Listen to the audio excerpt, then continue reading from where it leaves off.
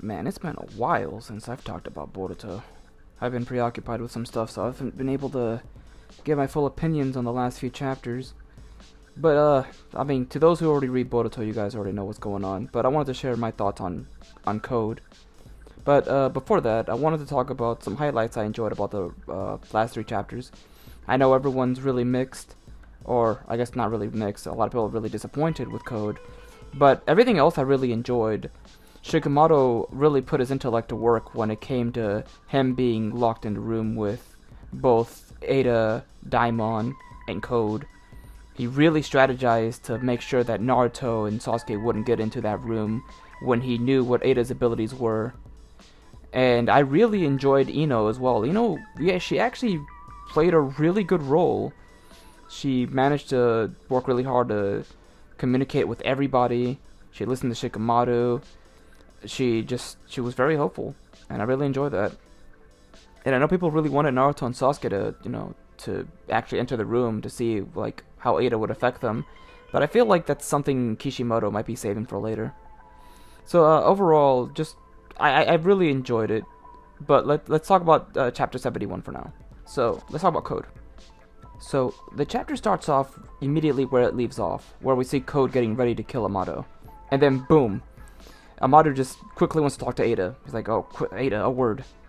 And then we see Code just stopping his attack. And here Amato plays a really good play, where he talks about how he can get her into Konoha, into the Hidden Leaf. And, Code is not happy with this. He thinks it's a trick or it's a bluff or whatever. He wants her to just completely ignore him. And she just disobeys. She doesn't care. She's like, Code, I'm talking to him. Do not interrupt. And Code just finds it annoying. And she just, she gets really tired of his shit. He's like, don't interfere. I don't want you to do anything. And then Daimon, her little brother, appears, and, well, okay, this is where the problems start to begin, right? He comes up, attacks Code, he's saying that you're getting too carried away, and then right after we see Code just back off, and then Ada accuses him of trying to hurt her little brother, even though he was the one that attacked first. And then, anyways, as we move on, we see that Amato makes a really good point. She could easily be accepted into the Hidden Leaf. All she would need to do was just go with Amato, and then he would be able to put in a good word for her. And of course, this just irritates Code. He doesn't want any of that. And he's like, shut up. And then boom, Daimon, the little brother, appears again, and just attacks him. This eventually leads to Code wanting to find out who's the real hindrance between him and Daimon. Then they actually end up fighting. That's when we see the old man tell Code to watch out for his hands, because in his palms he's able to pretty much reflect any attack that's thrown at him. The old man thinks that this is a good idea to give Code all the info that he needs to know to fight against Daimon, because he has his limiters removed, so he's essentially stronger than Jigen was. And after learning this information, we see Code go straight for Daimon, prepared to, have none of his actions reflected back at him. And then, in 2 or 3 pages, he gets absolutely humiliated by Daimon. And this is pretty much where I don't really blame the fandom for being extremely disappointed with Code. Not even disappointed, I think they're just straight up angry at the character. So this whole arc has pretty much been about Code trying to remove his limiters and be a successor to Jigen. But right when we see his limiters removed, he absolutely gets demolished by this thing. And that just really upset a lot of Naruto fans. And to the point where people just want to move on from Code. They're like, I don't want to see this guy anymore. He's boring. He got absolutely embarrassed. He's just not an interesting villain. He sucks. Blah, blah, blah. And to make things even worse, after he gets pummeled by Daimon, he straight up gets away. Meanwhile, Ada, Daimon, and Amato are all heading to the Hidden Leaf. So they pretty much just cut ties with Code. They don't need him anymore. Honestly, Ada's gonna get exactly what she wants. She'll be able to confront Kawaki in the Leaf. And now Code's on his own with the old man, whose name I can't remember at the moment. And now he's on his way to see if he can eat a chakra fruit and become a proper Otsutsuki. To see, if he truly loved Ada or not. And that's just where we leave him off. And, okay. I get it. Code, this whole chapter is just embarrassing. Code as a villain, this whole arc, has been a disappointment. I can't I can't deny that, right? But part of me feels like Kishimoto is doing this intentionally. I feel like he's trying to put Code at his lowest point, so that once we do see him as an Otsutsuki, he'll become a real threat. He'll actually be a really strong obstacle for both Boruto and Kawaki. Because remember, he actually managed to kill Boruto even before he managed to get his limiters removed. That was him before. Now imagine him with the limiters off, plus him actually, transforming into a true Otsutsuki. I think he could be a real threat, and we could get a really good fight between Boruto and Code.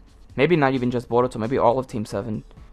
But the problem with that theory is there's also Ada and Daimon, because Daimon was able to take down Code pretty easily, and Ada's whole purpose was essentially to be able to stop Jigen.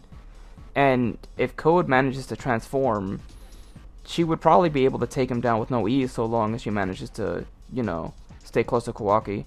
I mean, obviously Kawaki won't care for her whatsoever, but she's going to be by his side. She'll, probably be all fangirly and stuff.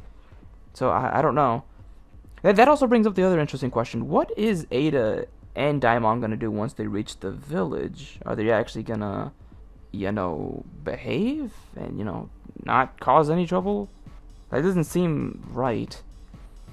Plus, I don't know how that meeting would go when she manages to be with Kawaki and Boruto. Things could go south pretty easily. And then there's also the question of Amato, because clearly he's planning something. I don't really know what it is. It could be that he's working on an android or a cyborg or something, or some secret project to be able to stop Code, or maybe something different. I don't know. There's a little bit of mystery between Amato still. But, oh, and there's also the question of Naruto and Sasuke, because if she goes straight to the village, they'll be able to, finally meet her. And whether they fall in love with her or not would be quite the interesting thing to see. But yeah, back to Code. Part of me just feels like this is just build up to actually make him a really good character, and a really good villain, once we see him again. But I guess maybe that's just a bit of copium in me. I feel like Kishimoto's planning something big. We just gotta be patient. But I mean, I still understand the fandom's frustration with Code and wanting to move on. Which by the next chapter we might. We probably won't see Code for a hot minute. But yeah, that's what I think. What do you guys think about Code? Do you like him as a villain? Did you like him this arc? Do you just not want to see him again? Do you think he has the potential to actually be a really good villain later on? Do you think the potential is lost? Do you think it's over? Let me know. I'm down to hear you guys' thoughts. But yeah, that'll do it for me for now. I just wanted to make a quick Boruto video. Thankfully it's on hiatus, so I won't have to worry too much about having to make another video soon regarding Boruto. I already have quite a few planned, so... But yeah, that aside, that'll do it for me now. I'll catch you guys in the next video. Take care, everyone.